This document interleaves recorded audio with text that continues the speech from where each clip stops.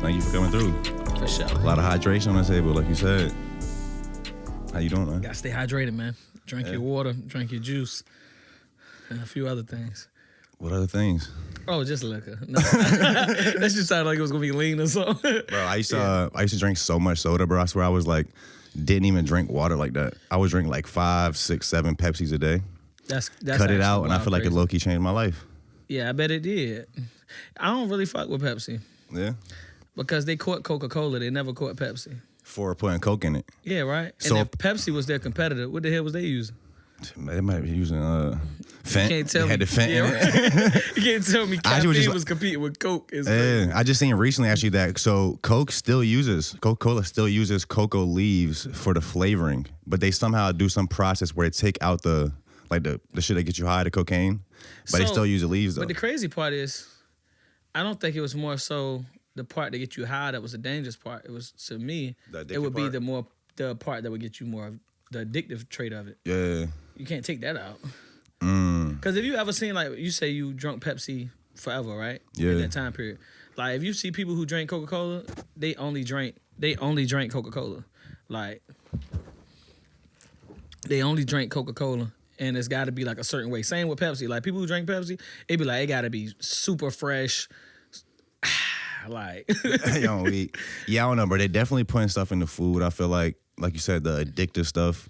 I just seen something recently talking about, I think, McDonald's burgers, that it has like it's meat from like 1,700 different cows, like pieces of like different cows and shit. I don't even believe it come from any actual real thing. Not even real meat. Yeah, I seen I be on the internet just like falling through rabbit holes for real, but I seen the Jake talking about McDonald's, and it was like that they never sold food. They sold like fast food's a thing, right? They never sold food. They sold service. So the part that... What do you mean by that? As in, like, the ability to get your food fast. Okay. That was the only thing they sold, was the service and the convenience. They never actually sold food. The food's never been real. Yeah, I don't know. I don't really eat McDonald's anymore. Yeah. I used to eat a bunch of fast food too, kind of cut all that out. I don't know. I lost a lot of weight. I used to be like way bigger. I lost some weight. Huh? How much bigger? Not like way bigger, but I was like probably like 30, 40 pounds heavier. Noticeably. I feel like I just cut out beer and like soda, and that kind of helped me out. I was funny because I was going through like all your old videos earlier, and bro has a song called, like, I think it's called Big Fellas. Yeah. It was like the big dude anthem. And there was like, in the video, I think it was like a dating game. And it was like one girl, like it was like a bunch of like bigger dudes, like on like, you'd be at a table across from a girl, like on a date and shits. And the one girl was like you too skinny Dave. or something. I was like, hey, yo. That was Dave, too. Bro, yeah, you've been working out here for a while, bro. Thank you, bro. I don't know if you want to touch on just like, maybe we can start there. Just how you look at where you are right now. Like, you've been out here, like the videos I was watching was like 7, 8 years ago. Yeah, big fella. I would say I always kind of did music. In the beginning, I never really took it too serious. But you always, I feel like even not to cut you off, in your earlier stuff, you always had like a message. Yeah. You weren't like just rapping just to rap. Yeah. A lot of my favorite artists was like message based, like from Jay-Z to DMX to like Andre to like, these are like my favorite rappers growing up, from J. Cole to Kanye, pre-Kanye. Pre-Ye, I would say, Pre-Ye. the actual Kanye, was like super message based. Even Kanye got a message now too. I think it's just a little more. What is his message? Kind of, it's hard to decipher his message His sometimes. message is like, fuck y'all now, I think. It's like, I don't know. I'm like a Kanye stan, so. Me too. I love Kanye. I take no Kanye slander. I love Kanye. I think he's just one of those guys that like, he just sees the world different, and I think I don't know. I don't really know. I feel like what Kanye did is he helped us look at celebrities as humans. He even down from like the paparazzi. What? This alien ashtray is crazy. Yeah, we had definitely aliened up. Yeah, I don't know. Kanye always made me think different about. He like evolved my idea of what a celebrity is, how a celebrity is supposed to act, how you're supposed to treat a celebrity. Yeah. You know what I mean? Yeah, because they was harassing this man like 15 years ago outside of his house at 4 a.m, all types of stuff, which is wild, crazy when you actually think about it. But yeah, I just think when it comes to Kanye, I think I don't even pretend or attempt to understand because like for example, when he was going through this last little hoorah, when he became the richest black man in American history. I ain't gonna say what kind of doctor it was. You know what I'm saying? But like at $11 billion or whatever, it's like that is a realm of problems, and you're at a table that none of us have ever reached, and we'll never be able to understand that, or what you're actually dealing with, or what you're actually up against. So some of the stuff I take it with a grain of salt. You know what I'm saying? I don't take it for like face value all the time, because because what he actually saying and what he actually going through, we won't know until it's said and done. You know what I'm saying? Like when it's over and they're talking about his life or whatever 30 years from now, that's when we'll really understand what really was going on. But we're too close to the elephant to see it now. So you coming up listening to like a lot of your favorite rappers or like have messages in their music? Big Fella is actually crazy because Big Fella is actually the first song. Big Fella's the song that made me take music not as serious, but actually start taking it serious. Okay. If that makes sense. Because like before Big Fella, it was me and Calvin like running around Atlanta. We had a song called Some Boots. We thought that was the one. Some Boots? Yeah, it's called Some Boots, okay. Like SUMBOOTS. It was like this Caribbean feel. And I rapped on it, and it was hard. But we was running around Atlanta trying to get everybody in the world to play that song and just get on board with that song. And then the car got broke into, so we was really like... In Atlanta? Yeah, they some thieves. They be wilding. I seen that say in Atlanta, like they say, I think, is it Atlanta where they say just leave your windows rolled down? Yeah. So they just don't break your windows because they gonna try to get in there anyway? The crazy part is we had one song, and we was like, we going down here like this is the only thing we have. We park in this nice neighborhood, and we should have knew not to park there because the sign, remember, it was a sign that said no, what did the sign say? It was like no driving slow, no cruising. Yeah, no cruising. So I was like, I ain't never seen a street sign. How you supposed to drive then? No cruising, right? But this is like a nice neighborhood. So I'm like, oh, maybe no cruising because they don't want people to think like... I'm trying to think what that means. How you supposed to drive? Well, it probably just means just drive regular. If you don't live here, be lurking, yeah. So we parked. They had security in the neighborhood. I really think security to this day set us up. Because they was right at the corner where we parked the car at. Then when we came back, the security act like she didn't see nothing. Nobody knew what was going on. She on her phone. I was hot.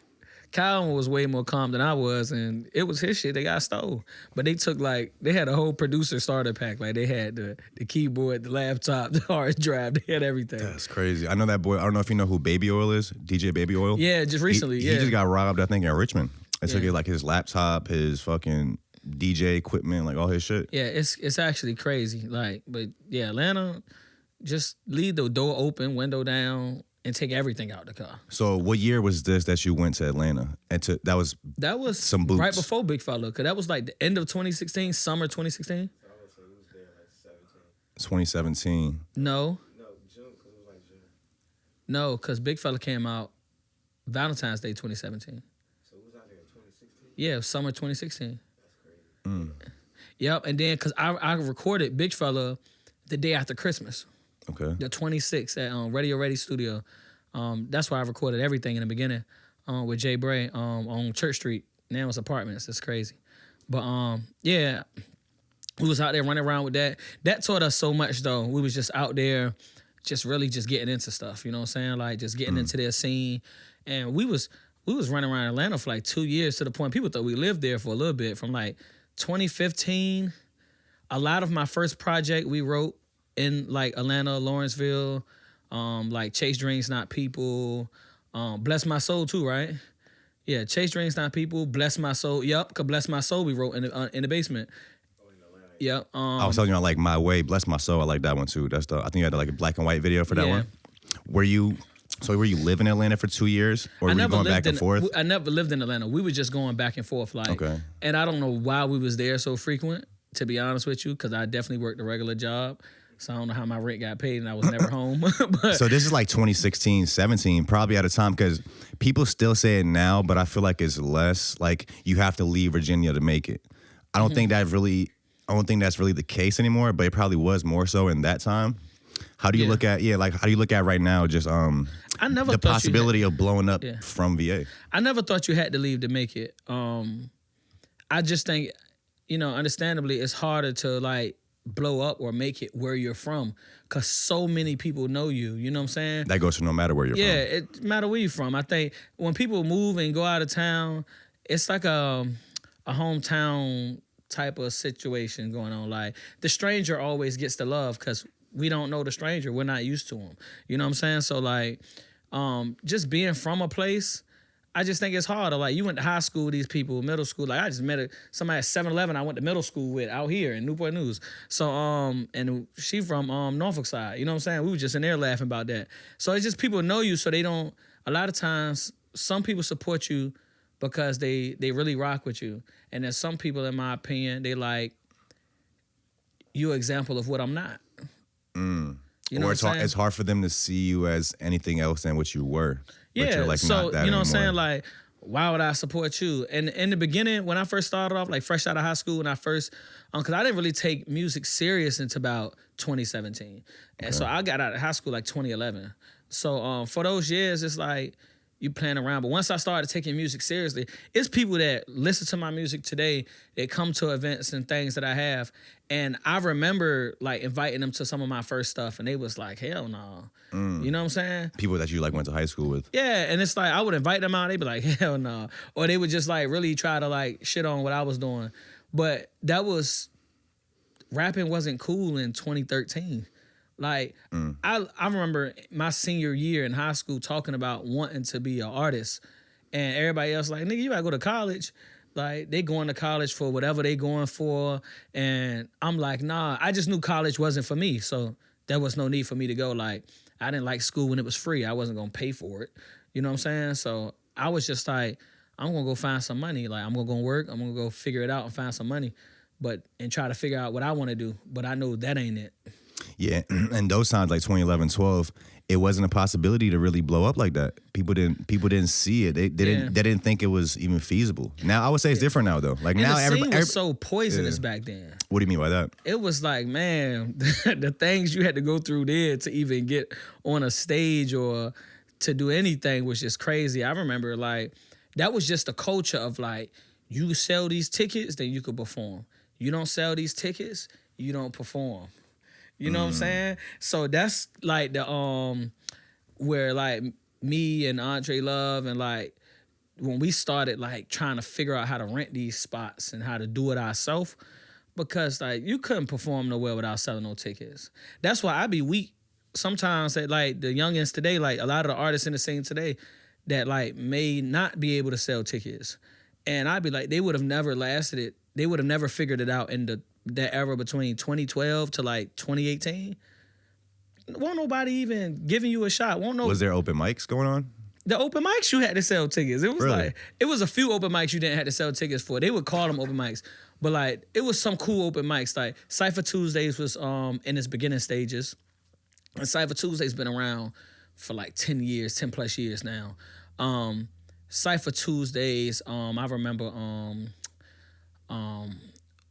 Godchild had the wet poetry spot where it was like erotic poetry and stuff like that. But it was like the poetry community was a lot bigger.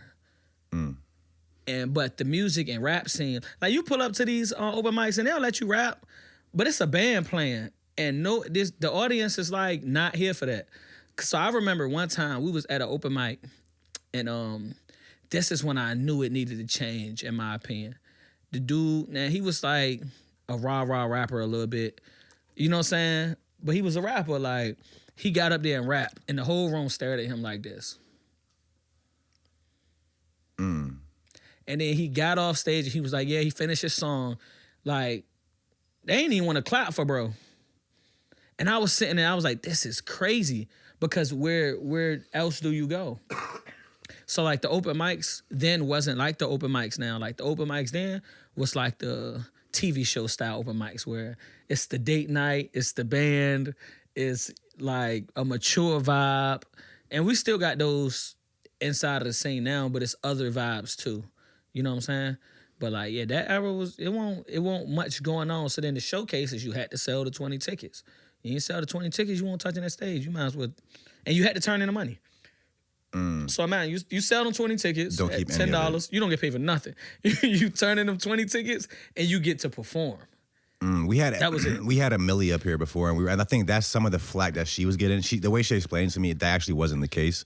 But it was like people were coming at these people that were throwing like these events or showcases, open mics, because it was just like a money grab. It's like you sell the tickets and the artist doesn't actually make any money, and you don't really even care about the artist. You're just trying to make the money. A Millie, open mic culture, a Millie is very important. And I don't care. I'll never take a Millie slander because, one, I think people look at the people who throw these open mics like they have to. So, like, my biggest response to, like, a lot of the things people say about anybody who's doing anything is that they don't have to. Do it yourself. If you want to do it better, like, do it better. So when I was coming up, like I'm sitting here, like I was telling you about the times when I thought it was horrible, and the open mic culture, you had to sell the 20 tickets, and you had to do this, and there weren't for rappers. I rented Shockers. Okay. Back when, it's Oceanfront, it was Shockers at that point, and me and Andre Love, we had did a show for some showcase there, and afterwards, I was like, yo, how much? This promoter don't even do music. He really kicked it the whole night, enjoyed himself, and got paid off all of us. Because we had to sell the 20 tickets. So me and bro busted down 10 and 10 and was like, you sell 10, I sell 10. We don't sell the 10. It's just a $100 loss, and we still get to perform. So however it turned out, we still good. But then afterwards, I went upstairs, like, after everybody had left, and was like, how much to rent the venue? And the guy was like, $500 on Thursday, Monday through Thursday, $500. The weekend, $750. I went back downstairs like, we got to get $500. We got to figure this out. And that's what the people in the scene who do complain about whatever they don't like about the people that's throwing things, the people that's talking never did it themselves. So I don't even entertain a lot of those comments. That's why I never take a Millie slander, because she's definitely one of the hardest trying people when it comes to like pro artist things. Like when I had Puff and Mike, I could tell you stories on stories about how many people came to me and said, you should do it like this. You should do it like that. And I was like, no, I'm going to do it like how I'm doing it because it's working. You know what I'm saying? And if you have any other ideas, feel free to do it yourself. And it's not enough artists that are willing to do it themselves, if that makes sense. I will say also the venues out here charge, I feel like, too much to rent it out. It's in a way, like, depending on the venue.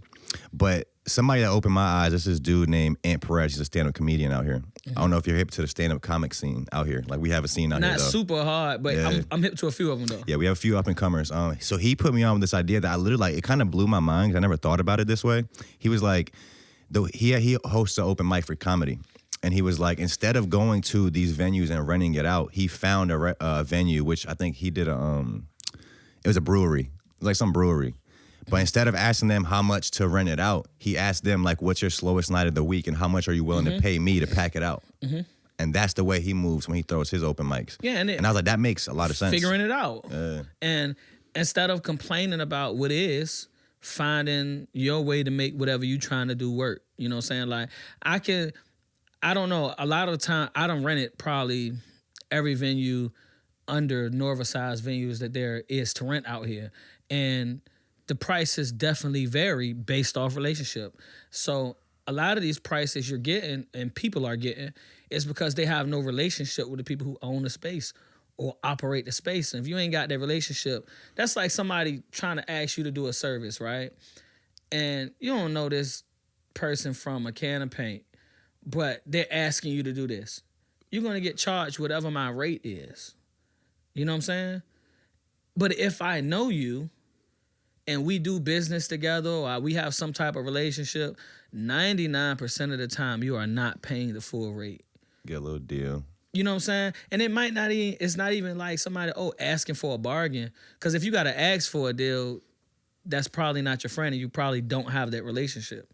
But yeah, it's like if I'm doing business with somebody and our business is good, 99% of the time you're not getting a full rate.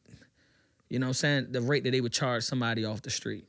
So that's an answer that seems like still is a thing. Like the relationship is not there. We're asking strangers for something that we need. What do they need? And in business, people don't do that enough. If you come to the table to talk business, right? And I'm trying to convince you to let me get your venue, I have to kind of overexpress what I'm able to do for you. It's supposed to look so good to you that you be like, "Man, it's actually, well, what do you get out of it?" Yeah. That's the question, you know what I'm saying? And then when it's like that, it usually works out for everyone. You're providing a service, even as the artist. I've said that before. Like if you're throwing a show, people want to pack it out, want to sell the tickets, but you have to remember that you're actually providing a service for the fans, the people that are coming out to enjoy themselves. So I think if you put them in the front seat, like they're the main priority, how can you make this experience the best for the people that are coming? Like it'd be more enjoyable for them.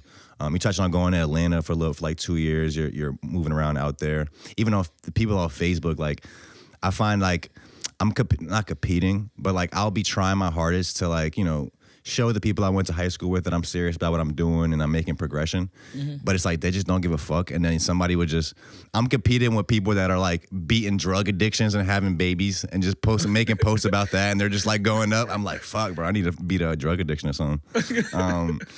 So you also touched on Puff and Mike. I think Karen was on me. So you started Puff and Mike, it was like an open mic, right? Yeah, I started Puff and Mike. It was an open mic we had in Suffolk. We started out in Suffolk. What year did that start? What was your experience with that? Puff and Mike started what year? 2019? It was about 2019, 2020, like in the pandemic. It started with the business growth. Which Was that, let's cut you off, was that the one where it was like leaves or something behind the people, like on the backdrop? Yeah, it was like a floral like background. And that started off just creating a situation to do business. I was creating at that point an open mic circuit. I had an open mic in Richmond. We had opportunity to do open mic in Norfolk.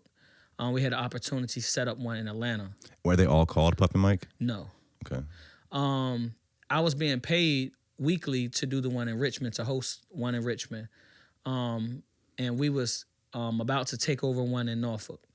And the owner of Growth, which is Janae, she had booked me to do a show at Growth. And the show turned out how it turned out. It was like 30, 40 people there. But it's Suffolk, so that was like a stretch. And I didn't know too much about them over there. What do you mean by it's a stretch in Suffolk? To get people out there? Yeah, to get people, it's nothing that goes on in Suffolk, nothing. Really? It's Suffolk at this point, 2019, 2020, not a thing over there, but traffic.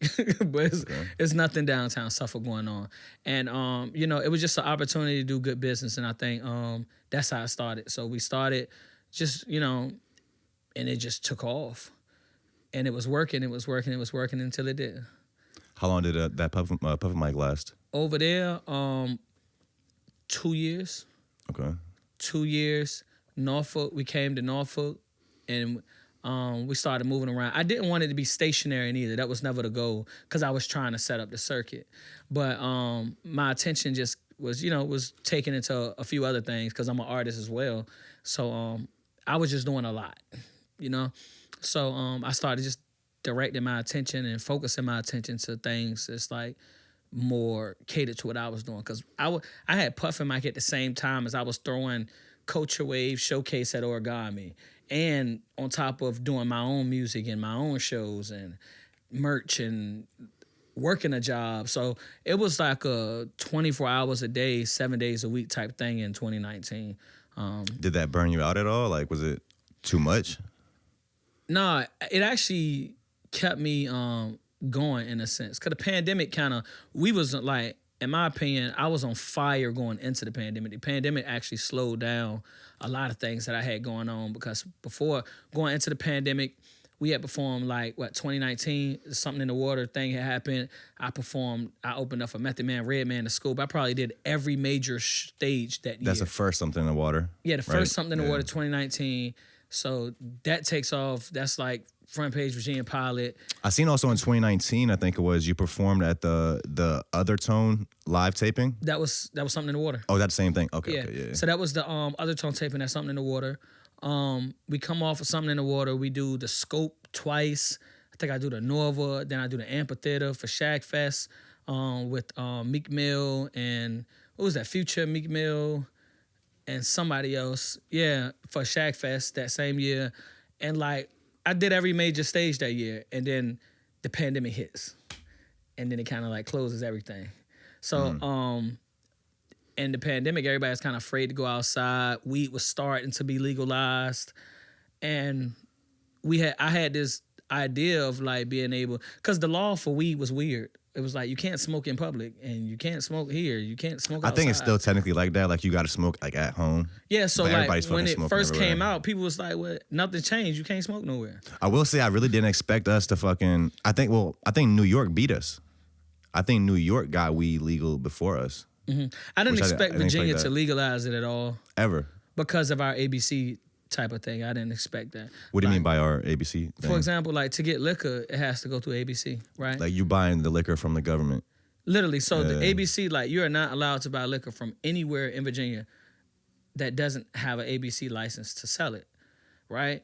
It's pretty much a monopoly on alcohol.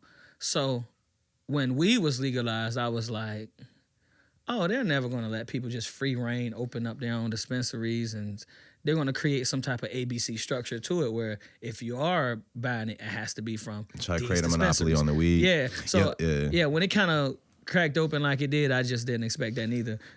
I don't know why, but I'm always kind of iffy at buying weed from if the government's selling it, or even sometimes smoke shops. I don't like certain smoke shops I'm just kind of iffy about. And it kind of stems from literally like 11, 12, there was this random Breakfast Club interview with this guy from the Nation of Islam. And I don't know how true this is. I never went and did my own research, but he was like, the government is trying to sell weed now, and they're putting like certain chemicals in it. They're trying to feminize the men, masculinize the women. I was like, I don't know if You feel like that's true? I don't know. You It don't might trust be. the government, do you? Not that I don't trust the government fully, but they do a lot of weird shit though. I don't know, and It's enough not to trust. I wouldn't. it seems there is a lot of feminine men and masculine women now, so I don't know. It might have been true. Bro might have been ahead of the curve. So you're talking about the circuit. There wasn't really a circuit. You're trying to build a circuit, throwing these Yeah. open mics. Would you say that, I would say that we have a circuit now. Like there's enough open mics and platforms like this one, Who's Next 757. We have platforms, open mics, showcase, different stuff where you can actually hit these things and develop as an artist. Yeah, but artists got to realize that's where you go to. So everybody and as a curator who like throw shows as well, like I throw showcases as well. And man, for example, I posted, this was like some months ago too, I posted, like tag different artists. We trying to get different people in the mix. I feel like it's all the same people. And that's how everybody else says too. It's like, it's all the same people in the mix. So they want different people. But a thing people not understanding is they have no base. And there's people that want shows. And like this, for example, people complain about selling 10 tickets. You should be able to sell 10 tickets. Because where are you trying to perform if you can't even get 10 people? That's like you have no friends. You don't even have 3 friends that will come out. Yeah. You know what I'm saying? Can't even get your cousins to come out. Who do like- you work with? Nobody at work believes in you. You don't have no friends close that'll come out. You can fuck around and just pay for the ticket yourself and just tell people, just come, bro. Yo, I'm or gonna pay give for the them ticket out. for So you. like this, when people complain about the having to sell tickets, a lot of that comes from, I just think it comes from not being able to sell tickets.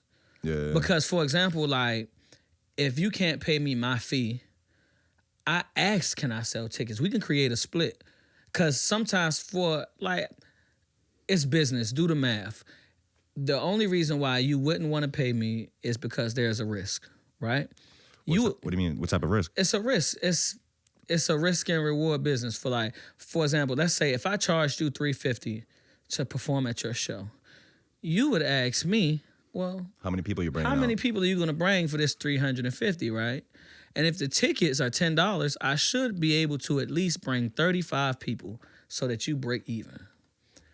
But people will be like, yeah, I charge $350. And how much you average? 10 people. The math ain't mathing, right? But if they were confident, like me, I'll say, if you can't pay me $350, okay, I flip it. Let me sell the tickets and we can do a split. I'm gonna make my $350. And in that situation, 9 out of 10 times, I might make more. You see, that's the case even with big industry acts right now. They have this certain level of clout online or this or that, but they can't sell tickets. Because ain't nobody out here on feet.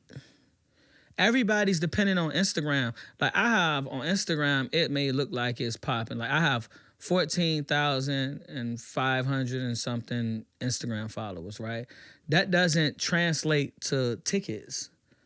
And people are trying to build this clout on Instagram as if it pertains to tickets. It does not. You know what I'm saying? Now, on average, I sell between 50 and 80 tickets per, you know what I'm saying? Because I throw my own. But how many artists are actually socializing with people, meeting with people, building a consumer relationship? They don't. You know what I'm saying? And they're putting the music out for free. They have no transaction ever with people who support them. So when you go to sell a ticket or now charge someone for something, what am I paying for? I've been getting it for free. Yeah, they say it's if you start out by giving something away for free, it's hard to actually put a price on it. You can always start higher and drop the price. You've never developed a consumer relationship with people. There's never been a transaction. So why are we? What are we doing? And that's the reaction. What are we doing now? And then I also feel like some people like look down on their fans. Like they're like too cool to interact with their fans. And that's lame. Cause these like I don't. Yeah, that's social media for you though. I think everybody just be trying to be more famous or more something than they are. And I think it actually would benefit them more to build with the people who support them. Cause like most of my events is donation based. Okay. And it works better for me than selling tickets. You know what I'm saying? So the people who support you will really support you if you rock with them. Yeah, I try to connect with people on like a human level. It's like there's no point to try to exaggerate who you are or what you've done. Like I think that just turns people away. You also said like it's like the same people at these events. I've noticed that too. I've said that a few times. Like if you go to events out here, we have a scene. We have a bunch of artists out here. We have maybe, let's say, 500 people that are hip to us in the area. But there's literally like over 100,000 kids, 100,000 people out here that literally love live music. They enjoy all this shit. But for some reason, we haven't found a way to tap in with them. Like they don't know about us. Ain't nobody marketing to them. How do we market to them? For example, so when people throw events and they throw shows, who are they asking? They asking the artists to come. Other artists.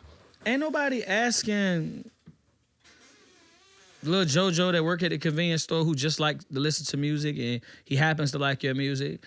Like we have to I think we cheat ourselves on the marketing thing. We hitting up the people we know are a part of it. So then it's really this rotating group of people going to everybody thing. And that's why you see the same faces. But like find out where it's literally marketing. You got to find out where your audience is and pull them. And I'm not trying to talk shit about these people that do come. That's our core. No, I'm that's saying they're a yeah. part of the scene. Yeah. But what we also have to realize is that the people that's like going to the store. The people working can't be the customers too. You know what I'm saying? There's the store, that somebody's working at the store, and then there's an audience of people who come to the store. Like everybody that shops at Target doesn't work at Target. And then you see, like, if you talk about fast food restaurants, like a lot of people that work at a restaurant, they don't even like to eat there. They don't eat there. So if the scene is our restaurant, where are the people who like eating where we at?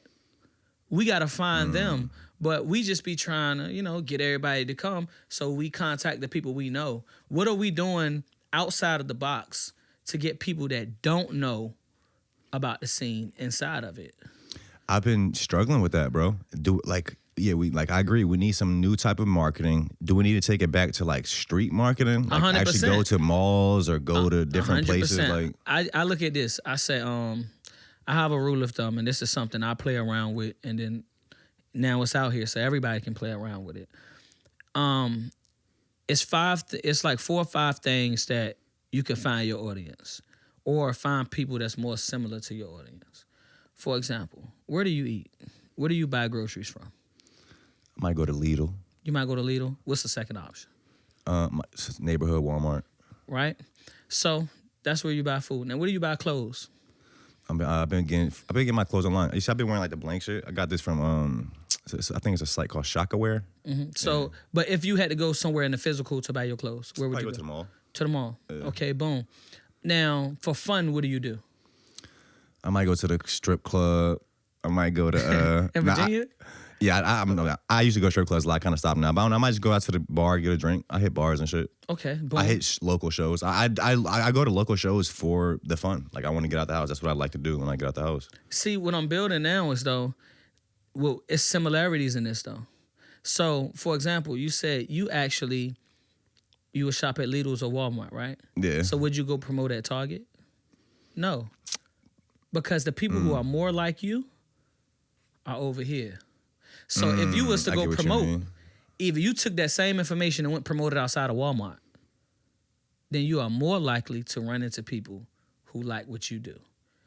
You shop at Foot Locker here or there, and you go to Foot Locker, you could promote outside of Foot Locker in the parking lot or whatever, you are more likely to run into people that are just like you. I guess people are just You know what I'm saying? yeah. I guess people are accustomed to I'm not cut you off. Keep going. Yeah. No, I just think we got to put more thought into it. Like, for example, when we promoted No More, we got a ridiculous response for the song No More, right? Okay. I printed a huge QR sign on a blueprint piece of paper, and I sat on the corner in front of Wawa's and Walmart on Military Highway. Why? Because I shop at Walmart. I get gas and I shop at Wawa's. So where are people in Norfolk that's going to be more similar to me? They're going to be in the places I'm at or I go. So I sat there with a sign for people to download the song and just engage with the people. And then that started to take a life of its own. And now people are interested. Whoa, what you doing? What you doing? Because you're actually more like me. Now, if I would have sat 2 streets down in front of Target, I probably would have got a whole different response or people not engaging with it because that's just not where my people at. So not to say that that's my exact audience there, but for example, it narrows down the odds. So, and these are everyday people. These are people who work jobs. These are people who they got regular lives. And not that there's anything wrong with a regular life, but these are your consumers. These are people who are not a part of the working part of this scene. They're not an artist. They're not a painter. They're not a podcaster. They're not anything. They go to work. They got a family. They come home. And then they do the little hobbies that they do. You know what I'm saying? So we have to find the ways to find out where they at. They hang out in bars? Okay, then I need to be at the bars promoting. And then it's just an understanding of how this system works.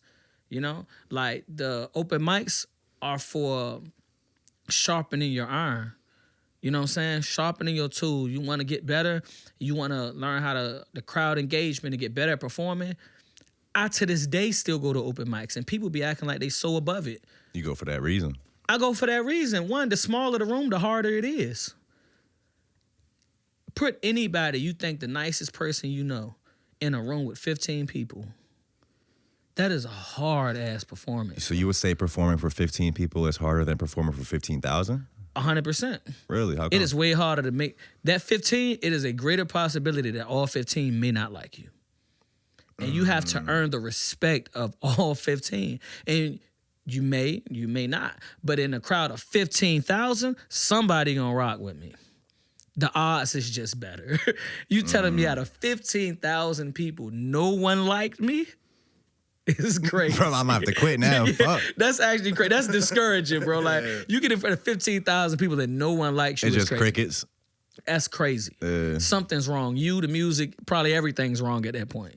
But if you put somebody in front of 15 people, that is a hard show. But, Yeah. Because they staring at you. They just... It's intimate. It's right there. They looking you in your eyes like, you better not fuck up, Marv. Yeah. I'm right here. And I'm not coming to your next show if you do. You got to earn their respect. But what happens in that room, everybody in that room knows how hard that is. So you earn their respect, and now they rocking with you. And it's also like a different, I always say like, that's what I went to a stand-up open mic, and it's a vulnerability thing. Like you, and when you go to these bigger shows, like if you're just an artist, I mean, if you're just a regular person out here, that's like the only concerts you go to is some big industry acts. You're kind of seeing this polished version of what a performance is. There are these big acts that have been doing it for a long time. But it's like a special thing when you go to these like local shows or these open mics. It's a certain level of vulnerability these artists have that's like real appealing to me. Yeah, I've met so many people at Puff and Mic that be like, this is my first time performing ever. And I still see a lot of these people now. Now they're in the mix. They got shows going. They got, you know what I'm saying? And I'm like, I remember their first performance. That sounds like some old head shit to say, but I really remember their first performance. And now I'm looking like, oh yeah, you getting shows now. Like, that's hella cool. You know what I'm saying? But it's like, they're taking their route. And they're working to get there. Because you can't skip no steps at shows. Can't skip no steps. If you only performed twice, right? You didn't work for it. And I take you and put you on this big stage. 12,000, 15,000 people. You are not prepared to be there. It's so many things that you should know that you're not going to know. You can't know without the experience. And you got can't the know. only way is to fuck up. Like, they want to perform at these big venues, big places. Do you know about the feedback? Do you know about the monitors? You're not getting in-ears. You're the opener. Do you know about the monitors? Do you know how to perform here? You probably don't. So you end up there and then you ruin it for yourself. Because now you're in front of 15,000 people looking like shit. What do you want? I don't want to be in front of 15,000 people looking crazy. When I get in front of 15,000 people, I want to be the best version of me that I can be so that I can actually like keep that and retain that audience. You know what I'm saying? People don't think like that these days. They want it overnight. They want to just blow up, get on the biggest stages. You even seen that with Ice Spice. Ice Spice kind of blew up early, like before she was kind of ready. You seen her? Remember her early shows where she was just looking like she didn't really know what she was doing. Mm-hmm. That was example like, of that. And the TikTok and sometimes like sparking early catches like that, and sometimes it catches people too early. Like, she didn't know what she was doing. She had to learn how to perform. Look at Summer Walker. Sometimes it just happens, and it catches you off guard. And like, for example, Summer Walker in the beginning didn't look like she even wanted to be there. Now you watch it today, it's way better. She's more comfortable. You know what I'm saying? The performance is better. But sometimes, fortunate, it's like a pro and a con. They get these songs that'll take off, and then you end up in that situation, and then it's like, you get cooked for it. But if you don't now go back and put in the work to be there and do well there, then it ain't gonna work for you. But we can all see that, like the Summer Walkers, the Ice Spices, and they went back and did the work. Yeah, we all want to reach millions of people. We want to be worldwide, but I think we could do it in our city. Like I did an episode with Young Crazy, and he was telling me how if you're like a big rapper in Atlanta, you can make a living just by touring Atlanta. And I feel like we can create a circuit like that here. And you don't have to necessarily change the whole world. You can affect the people around you in your area. You know what I mean? And I think we can do that. I feel like, okay, so you also, don't you do like a backpack giveaway for schools? Yep. How did that start? How do you look at, just making an impact in your area? It was basically the thought. So like, we all, as just humans and people that like helping people, we think that we have to be this whatever level of person, like, oh, when I get this level, or then I'm gonna help people. Yeah, I'll be able to do all of these things. So it started, realizing that, you don't become the person that you want to be. You already are the person. You just got to start becoming physically the person that you're looking to be. Like, it's not a day that happens and you reach this threshold to be like, wow, now I'm this person, I can do all of this. No, you already the person. You don't change, just the things you're able to do change. So understanding that, it's just like, even if I start now and I give away 10 backpacks, then next year I give away 20. That's 10 kids a day. Then the next year I give away 30. And we've been fortunate because this is we're going into our fourth year. The first year I think we did 100, second year 150, third year, 306 last year, and this year the target goal is like 350 plus. So. And are you doing like it's like a drive where people can just donate these backpacks? And Yeah. have you been focusing on kids in Norfolk? Yeah. So far? No disrespect to any other area, but my primary focus is just where I come from and helping the people where I come from. And that's the place I feel I owe something to.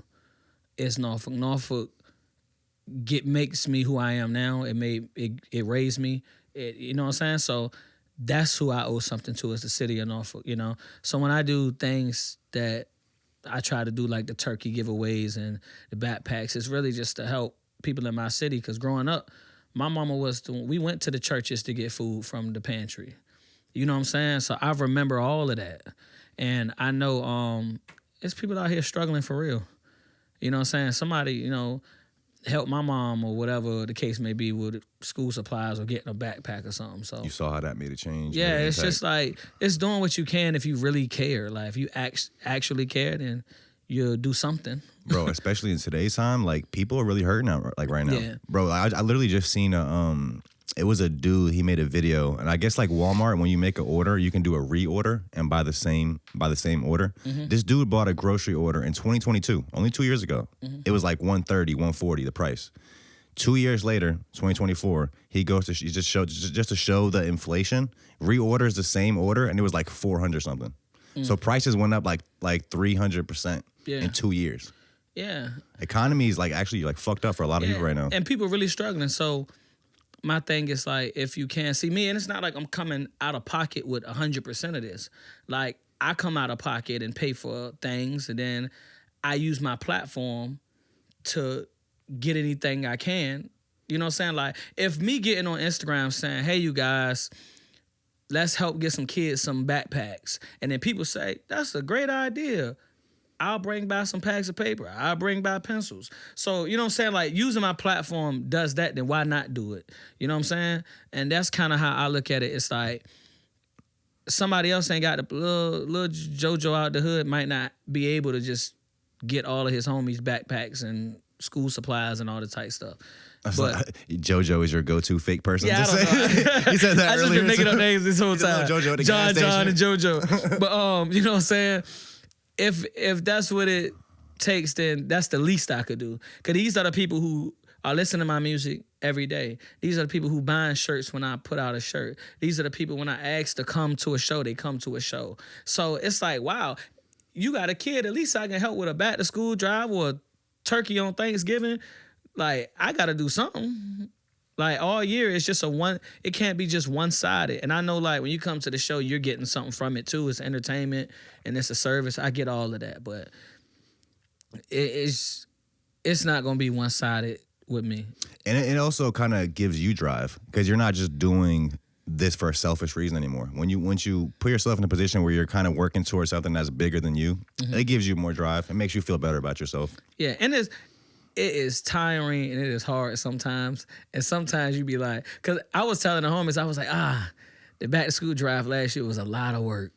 Like, Really? I don't know, last year I just felt like it was a lot harder. What was so hard about last year? It was just a lot. We actually, like, for example, year 2, we went from 150, and then year 3, we went to 306. So it was literally double what we had the year before. So just, I found ways I can do it easier, probably be more efficient. You know what I'm saying? So it's just doing those and implementing what I think could work better to get a better result.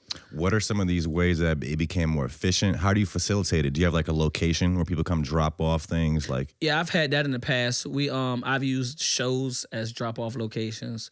I've just linked up with people, put it in my car, stored it at my house, bought a storage unit, U-Hauls to transport. So, you know what I'm saying? I've done a lot of it, me and the team, when it comes to like handling it. you fill the U-Haul up with backpacks?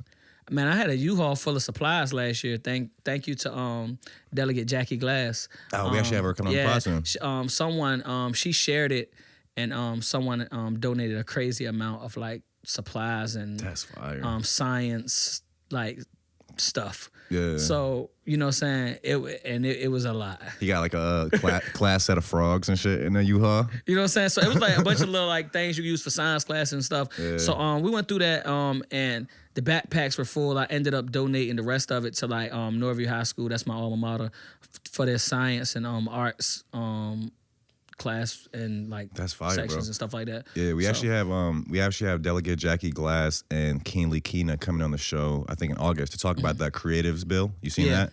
Yeah, they're trying to get a creative economy situation. Yeah, going. like I didn't really get that. Like I think Christina was telling me about that. Like a lot of these places that we look at that have big creative scenes, like Atlanta, LA and stuff, it's like the city actually does their part in funding these projects around here. That's one of the big parts of the reason.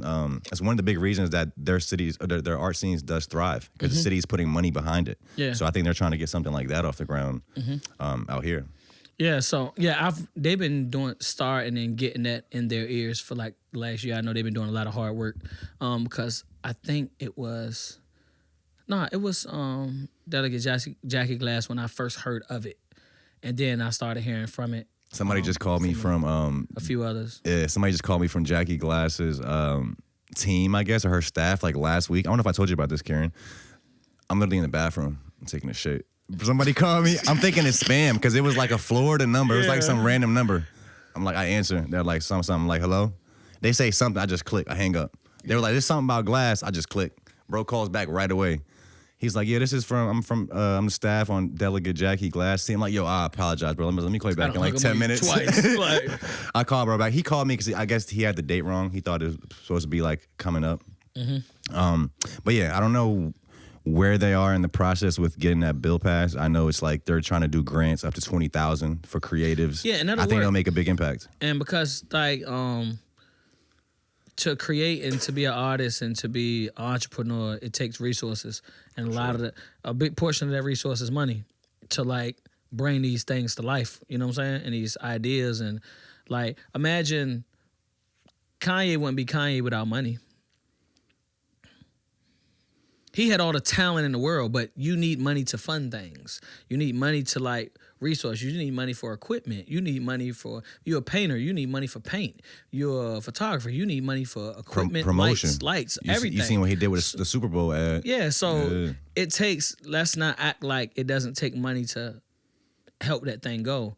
So it is a part in it. It may not be the biggest part, but it definitely is needed. So Even just as simple as something like money to pay your bills so you have more time to actually work on your craft. You know what I'm saying? So it's needed. It's very needed because it'll help our scene thrive. It'll help more people be able to participate. It's probably some extremely talented people that can't participate because like all of their attention goes to paying their bills. Yeah. You know what I'm saying? So imagine when they get the freedom to actually create, then who knows who is around us that just are not able to participate in the scene right now. I seen you went to New York recently. I think you performed out there. How was that trip? I was telling you before the pod, I think My Way might be one of my favorite songs by you. I seen you did like a little vid on the train out there for it. Yeah, how was the New York trip? It's always interesting in New York. In New York, it's an interesting scene. Yeah, I went. What was the name of that? It was a place in Brooklyn, and they was throwing a show. And I know early on, when I first started really like taking music seriously, I really just used to run around, like if it was Richmond, like Atlanta, Fayetteville, DC, New York. I was doing coast to coast back when that was popping. Coast to coast mixtapes. Yeah, I feel like it's like the biggest scam in hip hop. It's like, bro. So the mixtapes. I was getting emails from them for like 15 years. You know they had shows. Okay, yeah. They had shows coast to coast. From coast to coast, I was able to go to Miami one time. Okay. From coast to coast, I done been to a few cities and just been able to perform in front of people that I can't at that point do on my own. So the mixtapes, I don't know, because the mixtapes might have been a scam. I've never paid to be on one of those mixtapes. So you're paying coast to coast to get on? Yeah, you would pay to get on the show. So like it'd be like a show in Richmond, and like you'll pay to like be on that show, or a show in New York or whatever. And it's a showcase. So like a lot of times they had prizes. The winners do the show in this city, or the winners that do the show in that city. So me, I would go. I'm like, I'm just gonna win. This is the only time I'm gonna pay. So, Did you win any? oh, for sure. Okay. What Yeah, were for some of the sure. prizes? Different cities. Okay. And Well, that sounds like a pyramid scheme, though. It's just like, you just- yeah. So, for example, like I went to one. It was out the beach. No, this particular one wasn't a coast to coast. It was one called Top Mics, and we went to one, and it was at Shaka's. Okay. And we performed, and we do the whole showcase, and we're picked to win. And we're like, oh, you win a chance to perform at Jim Jones' mansion party. I actually just knew it was a scam in my head. You get there, Jim Jones not there. It's No, not even yeah, a I'm thinking in mansion. my head, it's like, an apartment complex. It's just not how it's going. Me and Dre, we go to Miami, and we say hell with it. Worst case scenario, we in Miami. Best case scenario, it is what they say it is. Okay. And it was what they say it was. So you performed at It Jim might, Jones' yeah, it mansion might party? not was as like grand scale as we thought it was gonna be, but sure enough, it was this mansion party. It was a lot going on. Jim Jones was there. He was actually shooting some video, whatever. It was just it was a party. It was a huge party, and they had performers, and we performed. Damn, I apologize, Coast to Coast, if you're watching this. Yeah. That's crazy. So, you know what I'm saying? It's a lot of those stuff, it is what you make it. If you Yeah. go into it expecting, I try not to go into a lot of things expecting anything. I That's the actually best way to do expect it. it to go wrong. You know what I'm saying? Like if I'm going to a show or they're promising me this, they're promising me that, I expect it to go wrong. So when it do go wrong, I'm not even surprised. But if it goes right, then that's amazing. I'm actually turned. You know what I'm saying? Because you get your hopes up, especially for like these shows and these venues and these opportunities. And it is real scammers out here. I've been scammed before. Like I've definitely failed for some of these tricks before. What'd you get scammed for? How much? Or like, what was it? What happened? The craziest scam I would say that got me, I was supposed to open up for J. Cole. If anybody around me knows, J. Cole is like, yeah, it's like one of them ones.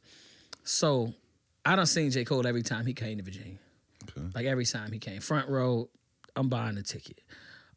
This particular time he was at the Nova, this is For Your Eyes Only. Not you got scammed in the city. In the city, it's That's- crazy. It's at the Nova. Okay. And it was like, yo, it's gonna cost $500. And you only gotta do 3 up front, you do 2 day That's of a or whatever. steal. Like, oh shit, all right. I'm like, you know what people are paying to open up these shows? Thousands probably. 1,500, 2 bands, like people, and I don't blame them for charging that because it's an opportunity. If you want to be in front of this targeted, concentrated fan base, and this is where you need to be, then there's a price to that. So you paid us $500 to open So I up for paid the Cole $500. at the Norval. Man, I get there, don't nobody know what I'm talking about. What? I get there, I'm the point of contact is not responding. Oh, Like, so the person you paid actually my had nothing to do with yeah, the show. it was, man, it was Yeah. so, but this is why I say it is what you make it. From that, I met Kevin, which was at the time J. Cole's, I don't know if he still is, tour manager. They had him come from the hotel to really try to figure this thing out. What was going on with you? And Yeah. was there other artists there supposed to? They don't know.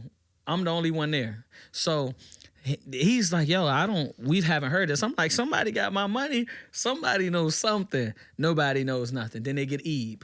I met, Ebro. no, his manager, Ebe. I think his name is Ebro, but the Ebro. I don't know taller how to dude, pronounce tall it. Yeah, the dude. I taller. was talking about, yeah. All of them are ridiculously taller than you would think they are.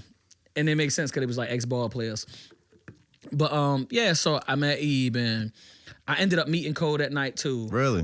Yeah, I met him in front of Chicha where TCC is at. Okay. We actually had a conversation for a few minutes, and it was dope. But like it turned into like that's not how this supposed to happen anyway. You know what I'm saying? So me realizing like, okay, this is a L. They looked out, gave me VIP passes and everything. Was like, yeah, we sorry this happened for you, whatever it is. I was sick that I couldn't perform. I was hurt. You know what I'm saying? Because I was like, oh man, I told everybody about this one. You know what I'm saying? But at the end of the day, I was like, if it didn't happen, this is just not how it's supposed to happen. No, that actually turned out crazy. Fucking got VIP tickets. VIP Met tickets. all of them. I met all of them, and then I wasn't supposed to meet Cole. But if you know how the Norv was set up, then you know where they're going. So I'm right in the front watching the whole show. You know what I'm saying? At first I started off down there, then I up top, and then I came down and watched it from the front. And then right after he performed, he like hauled ass off stage. For whatever reason, he like dipped. But Chicho's is the Nova's backstage. So when you see that curtain, if they go that way, they're going upstairs or out the side door. If they go that way, off the stage and that way, they're going through the kitchen. So soon as I saw him come off the stage and go that way, I bounced. I ain't let nobody else leave the venue. I just dipped. And I ran through TCC with nobody was outside. It's just me. And I ran through, and sure enough, bro was coming out of Chicho's. And That's because funny. it was nobody out here, I was like, yo. And then one of the security guards that I was talking to earlier, like, this the kid we were telling you about from earlier, like, with the whole situation going on. And we just got to, chop for like a couple minutes. It wasn't really about too much. It was more inspirational and than anything. And then the crazier part is the same thing that Jay-Z did to him actually happened. He was Jay-Z in the situation because I was trying to give him my music. Brush you off. And not brushing me off, but somebody recognized him. It was this girl across the street. Fuck her. She was like, there's J. Cole. And he was like, oh, shit. She fucked the moment up. Yeah, man, just fuck the whole moment up, man. Fuck her, whoever she was. But then I was like, yo, I had thumb drives and everything. So I'm trying to get my thumb drive. He like, yeah, get that to him. You know what I'm saying? And he just like took off. And I was like, this nigga ain't giving this shit to him. Like, so I gave it to him anyway, but it might like, look what we are. He didn't get that to him. That's crazy because I think you and Orlando Jackson have a similar Cole story. Yeah, He was the up here crazy telling part me is it was that same trip. I think it was the same night. Same night because he said he was Because like he ended up in the studio right on Granby. But before in the studio, he went to go play ball with him. Yeah. And I think like one of his boys was like trying to tell Orlando to rap for him, and Cole was like not really feeling it. Yeah. And he like met him in the studio later. Yeah. And it just shows, man, that's not how it happens. It doesn't happen like that. It's not meant to happen like that. And if you think from the perspective of them, the Jay-Z or J. Cole in those moments, like, bro, I just performed for a fucking hour. I'm tired. Yeah. I get it, bro. It's not finna happen right here, though. You know what I'm saying? It's just not the time or the place. And unfortunately for you, how many times do you get that time and place? But unfortunately, it's just not going to happen like that. So I didn't think too much of it. Like, it didn't make me not like Cole. I was just like, more so like, damn, I tried it. And it just didn't work. But at that point, I had got flash drives to like Ari Lennox, her DJ at the time, DJ Kamari, shout out to him. They showed crazy love going forward for like a year plus. So, you know what I'm saying? It's just, this whole journey, it is what you make of it. And you could focus on the times where it's not working well for you or it's not going how you planned it. Or you can focus on just enjoying the journey. You know what I'm Enjoying the saying? journey, not having expectations, not having like an entitlement. Yeah. Being humble. Yeah, it's actually fun if you enjoy it. It's like looking back on some of the stuff I done did, it's actually hilarious, bro. It's funny, bro. And you'd be like, I was so happy thinking it was gonna work that day and it did not work. And it wasn't supposed to work, but it's actually funnier now. But at that point, you're just giving everything your all. You know what I'm saying? So like, you're trying everything you can. That's a fire story. Okay, so you go to this New York trip. You do the My Way visual in the train. That was off. That was off your newest EP, The Lost Tapes Volume 1. Yeah, I kind of went to New York before that too to kind of finish it inspiration wise, and Finish the tape. Yeah, finish kind of like the aesthetic of the tape, or kind of like finalize it, the aesthetic to where I want it to be. Super shout out to the lovely photographer in the building as well. Did the cover art and everything. So yeah, it really just kind of like wrapped it up. I know what the aesthetic I wanted it to be, and that was more so making sure it was that. What's the aesthetic of The Lost Tapes Volume 1? It just feels like New York. Okay. It feels like that journey of from the trains to the Chinaman to run around the city. It feels like that journey. And I've been to New York a good billion times. Enough to damn near know my way around. So that was really so just like making sure it fit. And the journey was like the soundtrack of that. So I think that weekend or that week, that was like all I listened to pretty much the whole time. So you're still kind of pushing that tape right now. I don't think you actually dropped anything this year yet, right? Not yet. What you got coming up for this year? And really, I think last question I really had was I seen you posted somewhere that you met like Push, Pharrell, and No Malice in a barbershop when you were 9. Yeah. How was that? How did that change? Did that change your trajectory at all? Like how was that? Shout out to at the time it was Seymour's Barbershop at Campus Stella. If you feel familiar with Norfolk at the Not too much. So If I'm out there, I'm probably on Granby Street. Yeah, so it's like Norfolk State. You go over the bridge to like Campus Stella. It's like apartments there now. Okay. It used to be a little strip mall. And I actually lived directly across the street on the first street of that neighborhood. What is it? Arlington Street. And that's where I got my haircut at. And that was around the time Lights, Camera, Action was out. And they was just in the parking lot. I don't know. You know what I'm saying? My barber, I'm sure knew him. That's Dr. Dion. If you from Norfolk, you know Dr. Dion. He's like a legendary barber in Norfolk when it comes to like people he know, how many people he done cut. I would say at least 70-80% of the city's hair. Whether you know it or not. You probably cut your hair when you was a kid. Or you know what I'm saying? Like somebody in your family knows Dr. Dion. So yeah, I'm just at the barbershop, I'm in a chair. And Pharrell walks in. I go to this barbershop every day to get candy. They had like a little candy table.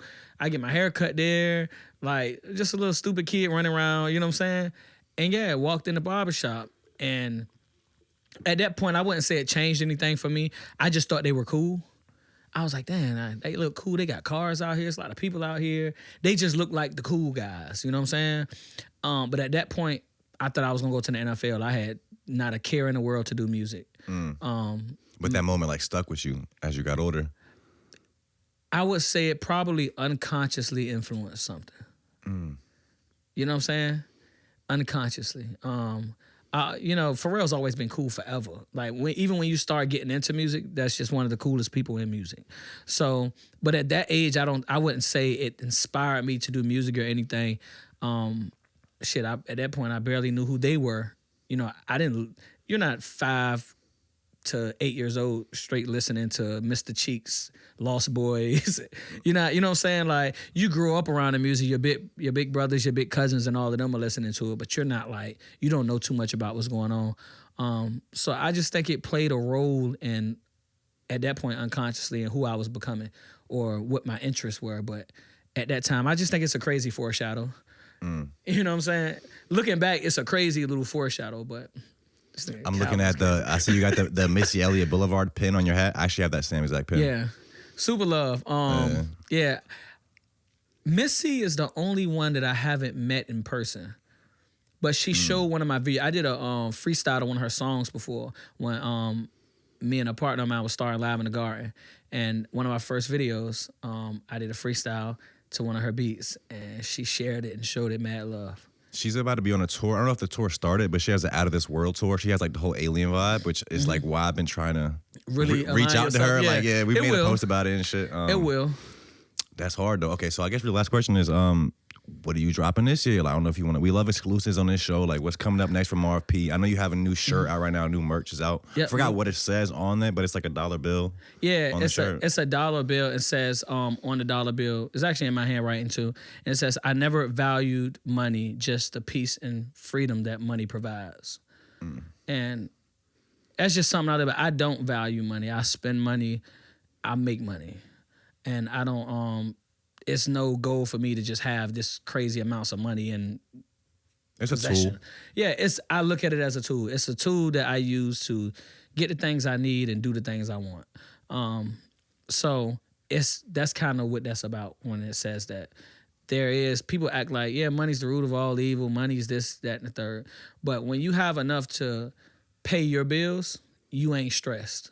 When you have enough to get something to eat when you hungry, you not stressed. Think about every time that something has happened to you. If you had the money to just fix the problem, it wouldn't have been stressful. And I don't even think really like money is the root of evil. I would say power more so than money. Like not everybody. Obviously, there's good people out there that can handle power and be in that position. But I feel like power corrupts a lot of people. Yeah.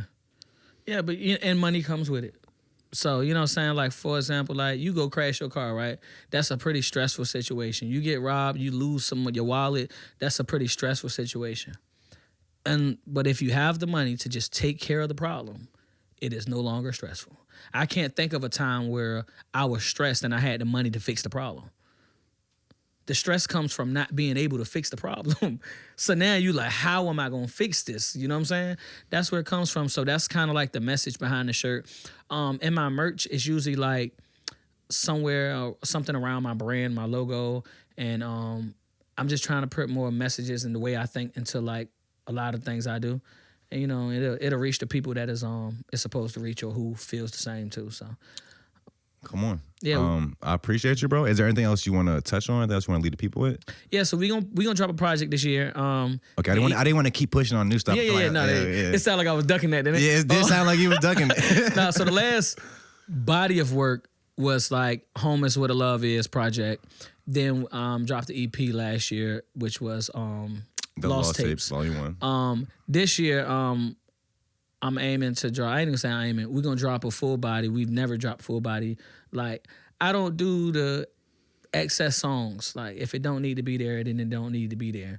So, like, a lot of my projects are like 7 songs, 6 songs, 7 songs. You know what I'm saying? Like, whatever that. And I think that the Lost Tapes like 4 songs. Yeah. And the EP thing is super strategic because one of my projects was supposed to be an album, but I was 1 song short. I left a song off, and then it got classified as an EP because it was 6 songs.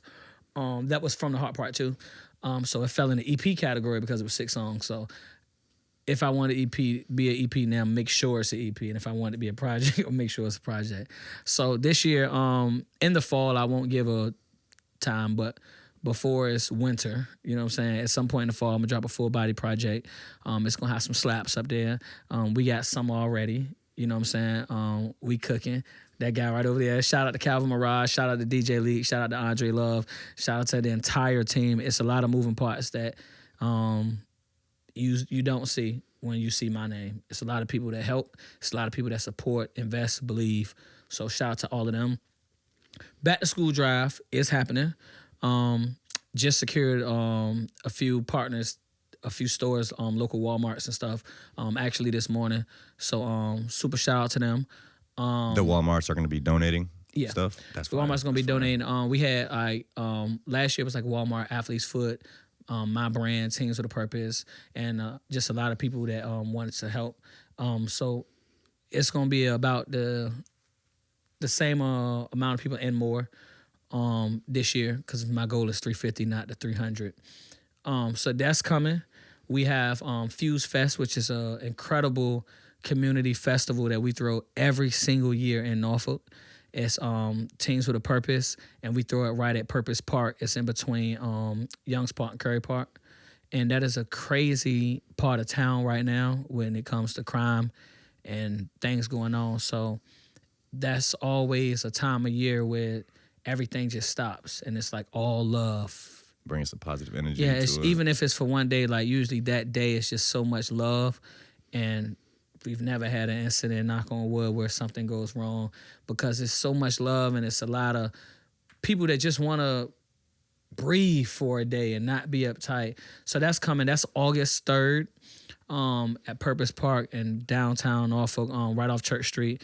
And if you need the address, it's 700 East Only Road in Norfolk, Virginia on August 3rd. It's an all-day event. It's beautiful.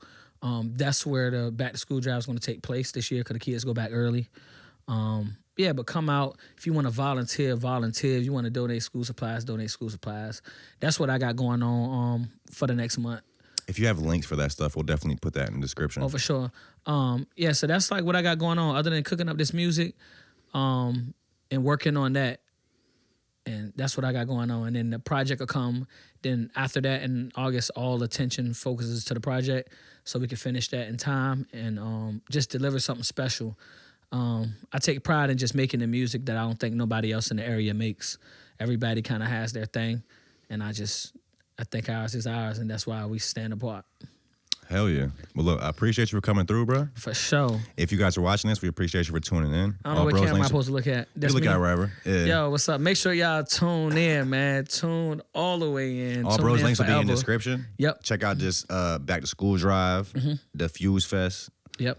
Merch is out right now. This is like a year. I don't even know what year Fuse Fest. It's like 15, 16. You've been doing it for 15 years? Yeah, so it That's started when we insane. was like super teenagers, and Teens with Purpose is peer led. So it's like us creating this thing, and it just gets bigger and bigger and bigger and bigger and bigger every single year. But this is like year like 15, 16, 17. I don't want to say it wrong, but we're deep. We're deep That's in. fire. That's Yeah. fire. The Lost Tapes Volume 1. Yep. Out now. Yep. Merch out now. Yeah, we'll see y'all soon. Tap into me, Marv.P. Anyway, you type it in, it come up. Come on. Let's go. Come on. Let's get it.